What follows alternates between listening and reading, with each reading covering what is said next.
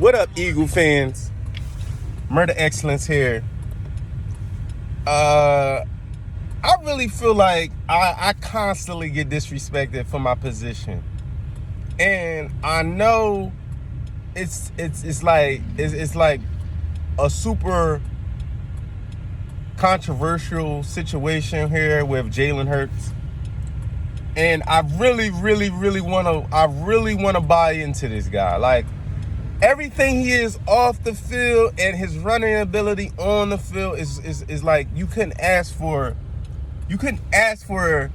a better person. You know what I'm saying? Like, you really couldn't ask for a better person. I mean, granted,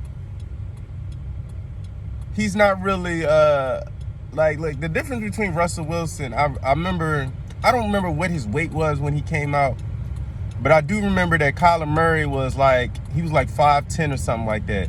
And I remember during the pre-draft situation, they was trying to discuss if he needed to add some weight. Well, it was decided that he needed to add some weight, and he got about up to like 207.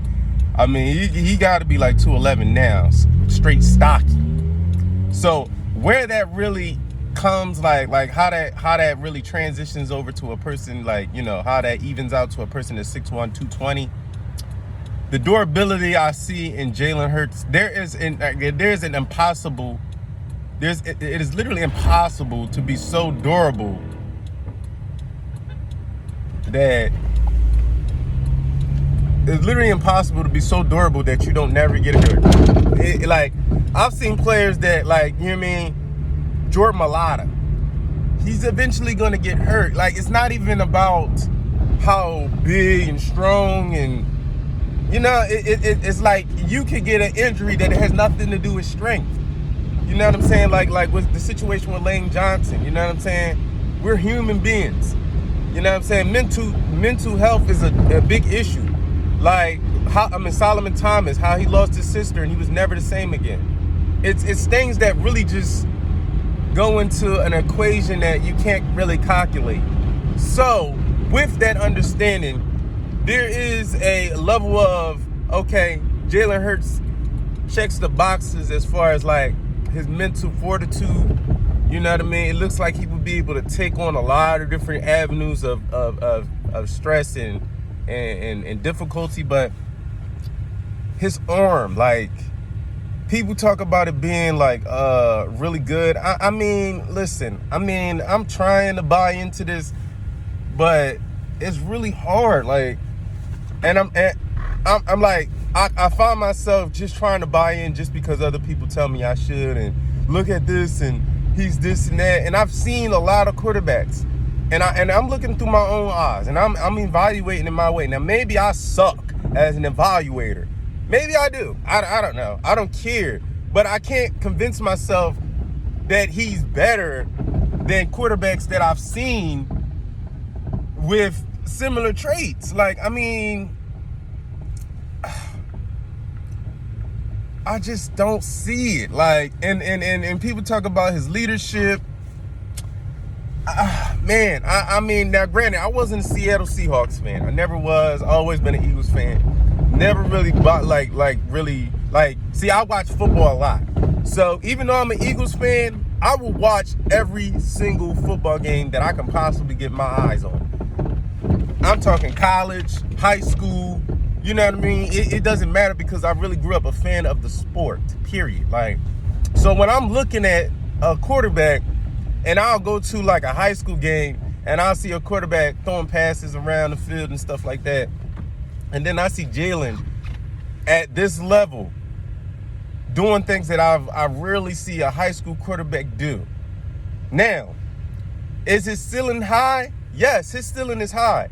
I got to give him credit. His ceiling is high. On the strength that, you know, he can blow you away with the things that he does with his legs and how he can use his legs to buy time and make passes on the run. But at the end of the day, as we seen yesterday with the Patrick Mahomes and Joe Burrow, you gotta be able to win from the pocket. All that running around, and listen, Joe Burrow was getting smacked all day. All season, he was getting smacked around. You feel me? And for me, and for Jalen to have so much protection and people to talk about his leadership, Joe Burrow's has to be a little bit higher because of the fact that, now, granted, he does have a lot more weapons, but he was getting sacked almost every 5 plays. Like, every 5 plays he was getting sacked or the pass rush was coming. And he was just making the right decisions. Yes, he was running out the pocket. He was using his legs, but that's not his game. He was just smart enough to know, okay, this is what the defense is giving. Like, he was reading the defense. You know what I mean? It's like, people talk about leadership. You got to be able to play. You got to be able to play your position at a high level to be somewhat of a leader. You know what I mean? If you're in the military, you don't get all those badges on your you don't get all those badges on your jacket or your shirt or your suit jacket because of you just having leadership, but you can't shoot. You're missing people. You just don't. It just makes no sense why people keep trying to give leadership. Listen, perfect example. Tim Tebow, great leader, but you can't be a great leader if you can't keep your job. He had to literally be moved to like 3 different teams because the margin of error for him to win was outrageous. You know what I'm saying? He literally was only able to win because of the Broncos defense and him having receivers that could literally give him lanes to throw into and you know what I mean? It's just not a winning formula. Now, you got to have so many elite things around you for you to win with a quarterback that can't really throw the ball on a consistent basis. Now, when I'm saying consistent basis, from about 68% in this day and age to about 72% completion rate. Now, granted, it's margin of error in there, but you can't be throwing 61% of your passes and thinking that you're going to be able to win when defenses are literally going to start game planning for your weaknesses. And listen, a 72% isn't always about accuracy. You know what I mean?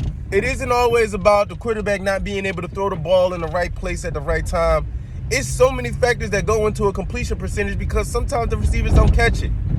Sometimes the defender smacks it down. You know what I mean? It's so many factors that go into that. How many passes you're throwing?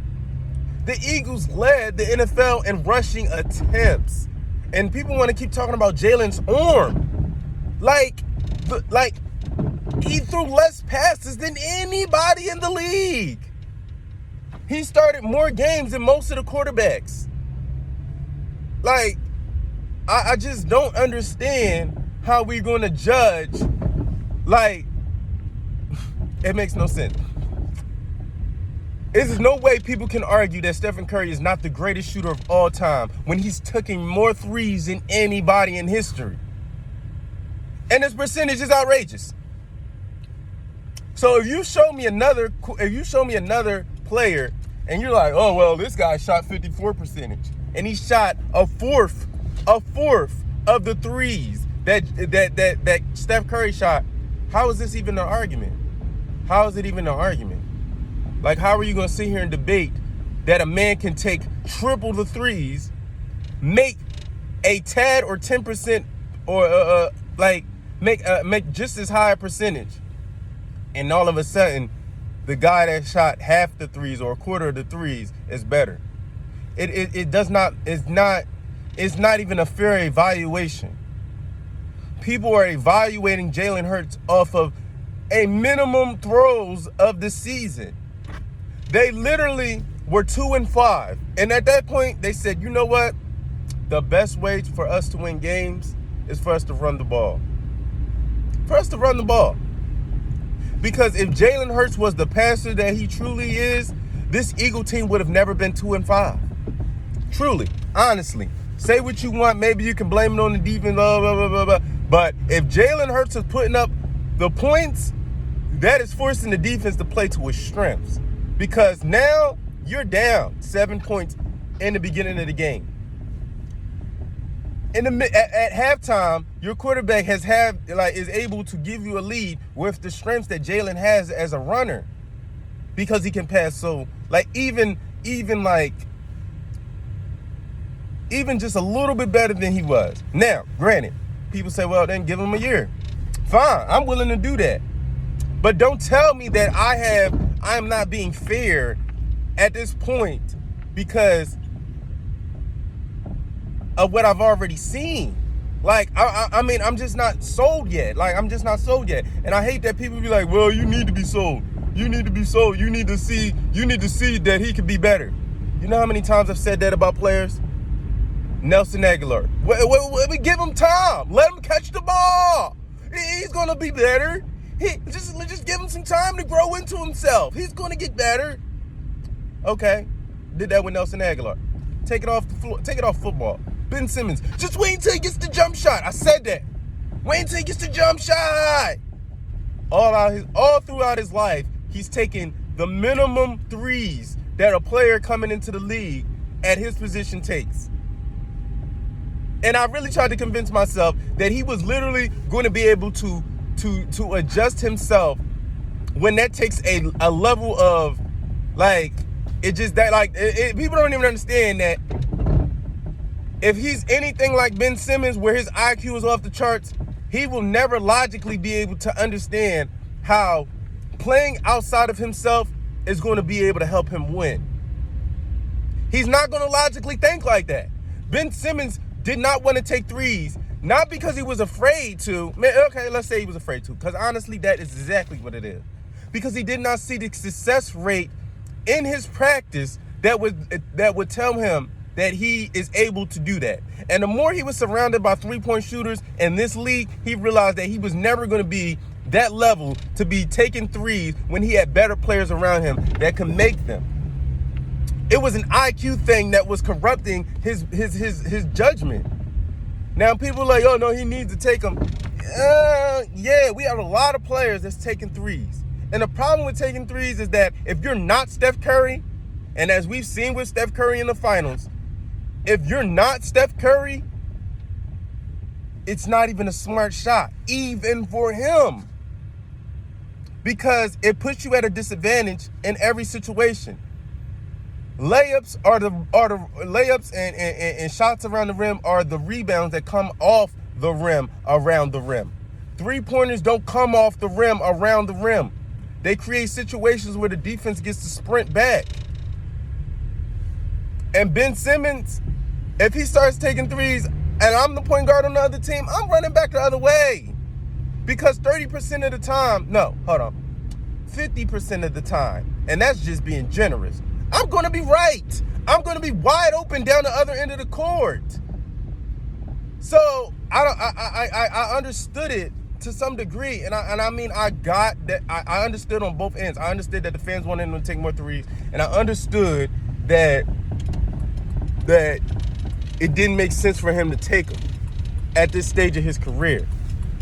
Now, the problem with this evaluation is now, if Ben gets traded to a team where he's the focus, damn, the barbershop is closed.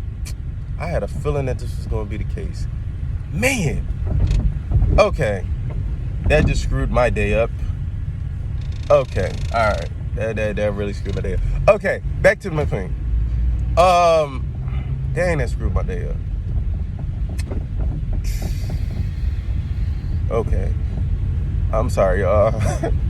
Okay, yeah. I don't even know why I thought the barbershop was gonna be open on a Monday. I don't even know why. I just really took this trip for nothing. I told myself this when I drove out the house. Anyway, the situation now becomes like, all right, bet. He goes to a team where he's the primary focus on offense. He's gonna look 10 times better than he did in Philadelphia. I'm not gonna say 10 times. I'm gonna say 3 times better. Just on the strength that he's going to be able to play the way he wants to play. His confidence is going to get raised the more he's able to play the way he wants to play. a team that really desperately needs a player of his level is going to utilize all his strengths, and he's going to look 3 times better than he does in Philadelphia. And I don't think people really understand how good he's going to look somewhere else. I really don't think people understand it. Like, I really don't think people understand it. Like, I really don't think they understand it.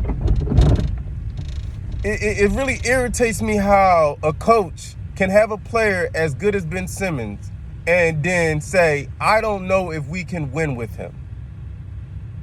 And yet, this man has sat out, decided he doesn't want to play no more, taken all the risks on his end, and teams are still willing to trade for him. Up until the trade deadline, teams are just trying to figure out what package they can put together to keep players around him just to get him. Like, I can guarantee you, it's not a lot of players in the league that can do what Ben Simmons did and still get teams trying to trade for him. And people are like, no teams don't want him. No, they actually do. And I'm going to tell you what's even crazier. The Sixers want him. The Sixers actually want him. Because they wouldn't be asking for Jesus Christ for him. They wouldn't. They would have already been able to move him. It's been players that have literally tried to do the same things Ben Simmons did. And I'm going to show you what's crazy. Anthony Davis had asked for an opt-out of the New Orleans Hornets contract. Wanted to get out of there and wanted to move on from the team. The Pelicans asked for everything. Asked for everything they could possibly get. And the people were like, oh my God, the Lakers gave up so much for Anthony Davis. Guess what? The Lakers won a championship. They gave up a lot for Anthony Davis, and look at where the Pelicans are. Look at where they are. Look at where they are. There's no amount you can get for a player that can literally start on your team. And if you trade 4 players for him that probably won't start, even if they come off the bench, it does not make your team better because 1 player takes up cap space. 4 players take up cap space that can't hit the floor at the same time. It doesn't logically make sense. That's why you hear Daryl Morey saying, I've seen what the Pelicans did. I've seen what the Houston Rockets did with James Harden. If you don't get an all-star player back, it's not worth trading. You're not going to get equal value trading a bunch of players that you can get anywhere else for a player like Ben Simmons. Like, it just does not make sense. He is a force multiplier. Everybody around him becomes better. And if you want to say Ben Simmons he's trash, then why do players play better around him? You know how hard it is to find players that play better around a player? You're so good that other players become better versions of themselves. We have players like who do we have in like 2017-18? We had veteran players coming around playing their best seasons with the Sixers. JJ Redick having his best career with the Sixers. Why? Because Ben Simmons draws so much attention that it's outrageous. It is outrageous. Teams are playing off of him because they don't want him to drive, because it creates so many mismatches all the way around the board. All the way around the board. It makes so many people better versus them just letting him shoot and him just struggling and the whole team struggling. That is the problem with Ben Simmons shooting. He struggles and then everybody else struggles. And that is the situation with the Warriors. When Steph Curry is hot, he's hot. But when he's not hot, the whole team suffers. The whole entire team suffers. Nobody around him becomes better because he takes so many shots. It just does not make logical sense. And when Steph Curry is playing his best, he creates mismatches. As much attention as Steph Curry gets at the 3-point line is as much attention that Ben Simmons gets once he crosses the three-point line into the paint. You're kidding me if you don't see that. It is a reason why they're playing 10 feet off of him. They're daring him to do something that is advantageous for him. They're like, yo, he has to take that. No, he does not have to take it. Bro, I don't understand what people are looking at. I just don't. Like, these analytics have literally blinded people into thinking that if you take a shot that I'm daring you to take, that's like Floyd Mayweather sitting there in a boxing ring, and he knows somebody literally can't hit him. He literally knows you can't hit him, and he's up there like, hit me. Hit me. Yeah. He got his arms to the side of his face. Why do you think he's doing that? Why do you think he's doing that? Because he's waiting to counterpunch your dumb ass. He's waiting to counterpunch your dumb ass, and he's waiting for that. He's like, go ahead, swing. Swing. Because soon as you miss, because I'm going to make you miss. I'm going to make you miss. I'm daring you. I'm daring you. I'm daring you for a reason. I'm not daring you because, oh yeah, you need to do this. Yeah, you need to throw the punches now. That is what you think he's doing? Like, yeah, you'll become so much better if you actually swung on Floyd. Yeah, you think that. You think that if you want to. You think that if you want to. It is a reason why they dare you to do something that is not in your best interest. It makes no sense. And people are like, well, he needs to at least, he practice. Well, then let him practice then. Because when he's actually good and he feels confident to take them, okay, well then, yeah. But any minute before then, because I'm going to tell you something, Floyd ain't daring everybody to hit him. He never dared Manny Pacquiao to swing on him. Like, go ahead, swing. Come on. He ain't doing that with Manny Pacquiao. He had the utmost respect for Manny Pacquiao. People are ridiculous. I don't understand how they evaluate things saying, oh, it's there for you to take, so take it. This is not, like, listen. It is just to go back to Jalen Hurts. It is a reason why they're daring Jalen Hurts to throw the ball. It is a reason why they're daring him. And people are like, oh yeah, his arm's good. Really? Okay. Well then tell me why we just watched the Seattle Bengals play an eight-man coverage against Patrick Mahomes. They were literally daring Patrick Mahomes and the Chiefs to run the ball. That was the game plan. 8-man coverage means you run the ball. Why do you think they were daring him to run the ball? Because that is not in the Kansas Chiefs' best interest. They do not create remarkable comebacks running the ball. It is a reason why the Eagles decided to say, 2-5. I think we need to start running the ball more. That would be in the best interest of the team. It is a reason why people were calling in to 97.5 and 94.1 and saying, we need to run the ball. It is in the team's best interest. So now when people say, oh yeah, we need to build around Jalen Hurts, I'm like, you sure? Because it sure looks like we need to build around the run. And I'm pretty sure that if Jalen Hurts played for a team that couldn't block a front, we probably wouldn't be able to run the ball. If we didn't have an offensive line that could block up front and move people out the way, it wouldn't even be in Jalen Hurts' best interest to run the ball. But yet you'll hear people say, oh yeah, his completion percentage with that in mind should have been way better. Because for Patrick Mahomes to have the level of success he is with the coverages he's seeing tells you that his arm is elite. Elite. Jalen Hurts and Patrick Mahomes will never see the same coverage. And I'm going to tell you what else. Let me know how many Super Bowl teams are winning, leading the league in rushing. Leading the league in rushing.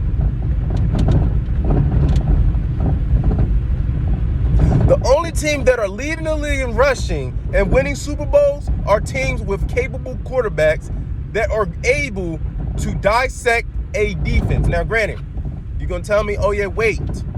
Give them time. Great. Give them time. But don't tell me that I should be convinced thus far. Don't tell me don't tell me you've seen enough to say, yeah, he's a quarterback for the future. Don't do that. Don't do that. I mean, you listen, you want to go there? Fine. You want to go there? Fine. If that's what you see, fine. If that's what you see, fine. By all means, run with it. Take it to the bank, cash the check. Hopefully it don't bounce in 3 years. I'm going to tell you what, this check ain't cryptocurrency. It ain't about to explode. Now listen, even at Jalen Hurts' best, he has to run on a consistent basis to keep the defenses balanced. Because there is no way he takes this level of leap to be able to figure out how to win throwing the ball. He's played this way in high school, in college, and then in the NFL. How now is he going to be able to be, let's go to the middle of pack quarterbacks, Derek Carr. And if he's Derek Carr and teams find a way to prevent him from running, guess what happens? You start to look like Russell Wilson after the Legion of Boom leaves. You start to be 2 and done, 1 and done in the playoffs. Because now, then you start playing teams that have the greatest defenses in the NFL. So all this regular season stuff where you're playing people in your division, which Jalen Hurts got exposed against, the division teams, the teams that sign him twice a year, the team that figured out, oh, okay. We seen what happened the first time. Let's try to do this. Let's try this. Let's try that. Let's take away this. Let's take away that. Division games tell you more about the players on your team than any other game. Whenever we play division games, that's when I'm paying attention to the players on my team, the rookies on my team, the free agents that we signed that year. That's when I'm paying attention, because now I'm getting to see what teams that have had a chance to see you twice have said, like, okay, have went through their team meetings and decided to do, because they're coming in with a level of determination, hatred, to make sure that you don't have the same level of success on them that you had the first time.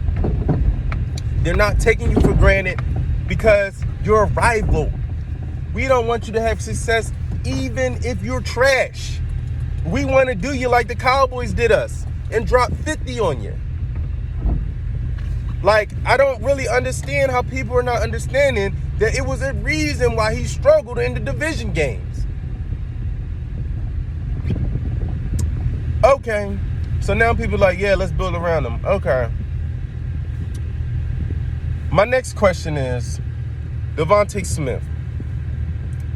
How does Devontae Smith become the best version of himself with Jalen Hurts? When your quarterback needs to run the ball, as we showed all season long, to be successful. You literally heard a Blitnikoff winner. That is the ultimate award that a wide receiver gets in college. A Heisman Trophy winning wide receiver saying, Darius Slay, watch the video. It's on YouTube. You can find it. He says to Darius Slay, you gonna play receiver today. He like, I'm running routes. He like, no, your ass is blocking. You know why he said you're blocking? Do you know why he said you're blocking? Because they're not throwing the ball. He would be insulted if Darius Slay got 10 targets, because he's not even seeing 10. He's not even seeing 10. And he's a Blitnikoff, a Heisman Trophy winning wide receiver. I mean, I don't understand how you're going to get the most out of a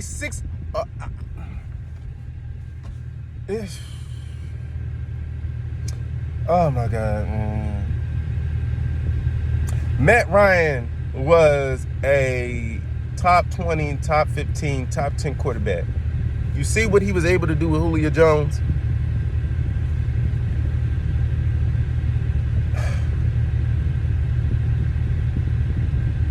I just don't understand what we expect Jalen Hurts to do with Devontae Smith.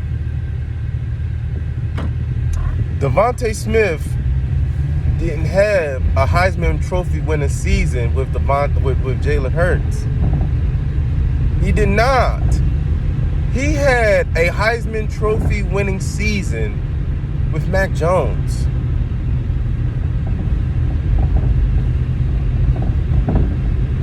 Or was that Tua?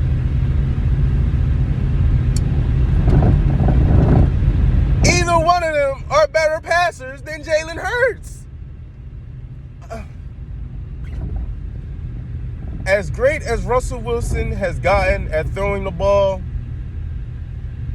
he's still running around the pocket, and he's still running around the pocket. Watch his highlights from last year. Granted, their offensive line wasn't good, but he is going to be a dual threat quarterback for all of his career.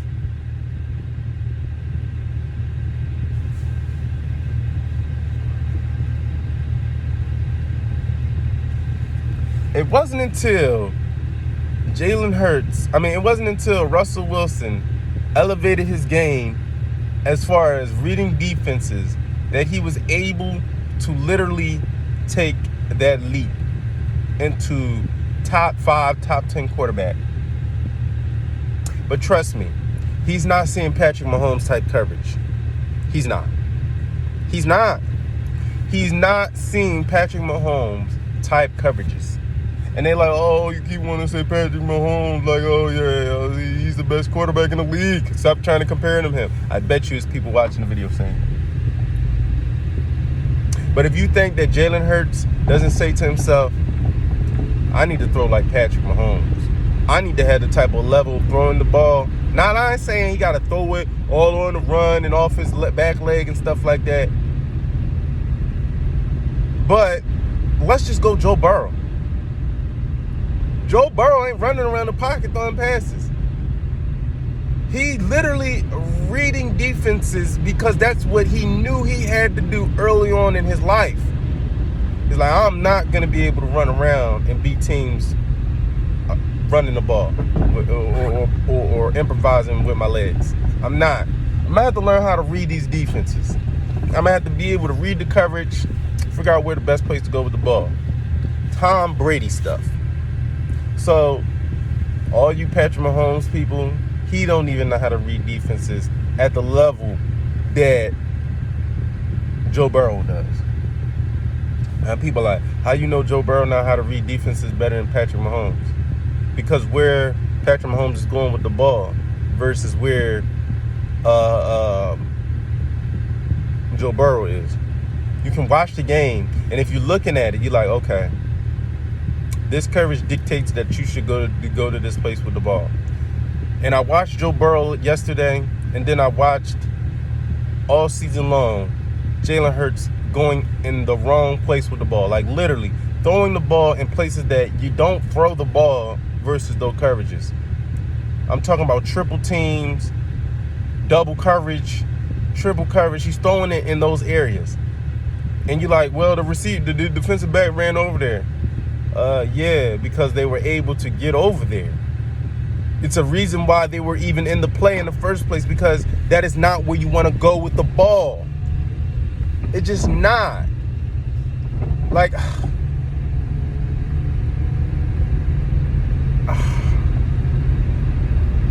I don't know what to tell you guys.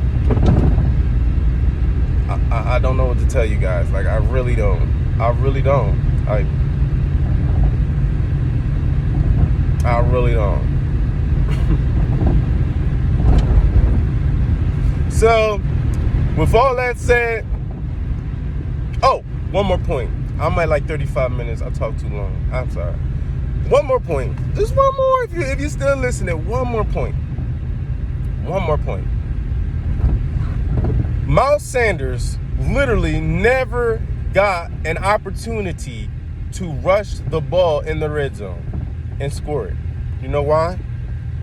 Because the Eagles were literally making sure that Jalen Hurts got rushing touchdowns. If you think I'm lying, watch the tape. Watch the tape. It's a reason why Miles Sanders didn't get rushing touchdowns. Because the Eagles wanted to make it look like, oh, our best runner, our best halfback wasn't even playing his best season. And we were still leading in rushing. It's a reason why Miles Sanders had the most rushing yards in NFL history without a touchdown. You think that's an accident? You think he can literally run around the whole entire field but can't get into the red zone and can't get a touchdown? It's a reason why Miles Sanders was slamming the ball every time he couldn't break it out and get into the touchdown from 40 and 50 yards out. Because he knew he wasn't going to get an opportunity once he got into the red zone. Running backs that know they're getting the ball again, when they get a 50-yard break or a 30-yard break, they getting up like this. First down. Because they know they're about to touch it again. But that wasn't the case. It's a reason why. It is a reason why he was upset with himself. Because he knew that the red zone packages were not revolving around him. Yo, watch the tape. Go watch it.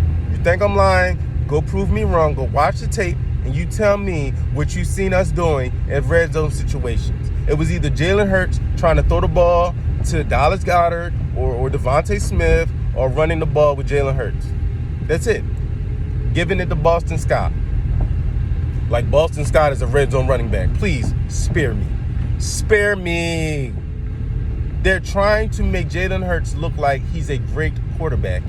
That was the reason why they started the season off trying to throw the ball with Jalen Hurts so much. People were calling into the radio stations like, yo, we're throwing the ball way too much. This is not how we're going to win games. We need to run the ball more. And oh, lo and behold, all of a sudden, Jalen Hurts becomes the focus point in that area.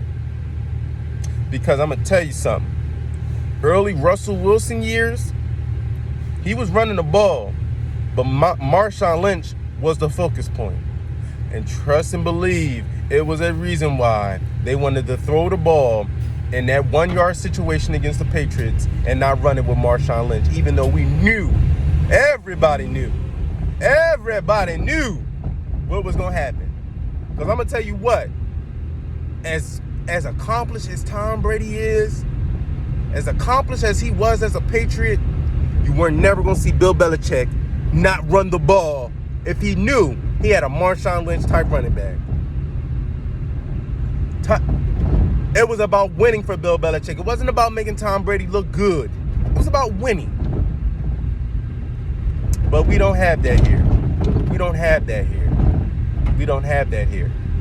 Nick Sirianni was coasted into forcing the hand of Jalen Hurts into looking better than he actually played this season. I'm going to leave it here. You'll go watch the tape.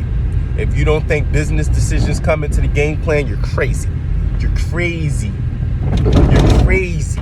They knew they were going to have to pay Russell Wilson, and they wanted to make it look like he deserved to get paid.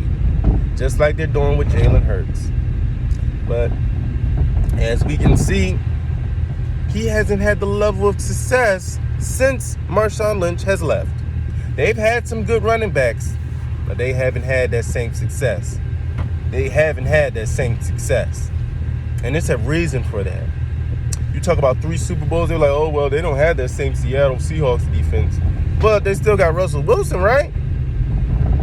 I mean, the defense that Russell Wilson has had since the Legion of Boom has left sure is about the same as the Cincinnati Bengals, I would say, I don't see no Cam Chancellors, no Bobby Wagners, no Richard Shermans, no Michael Bennett on the Bengals defense. Do you? Do you? Well, dang. Maybe they'll turn into those. But as of right now, they're not.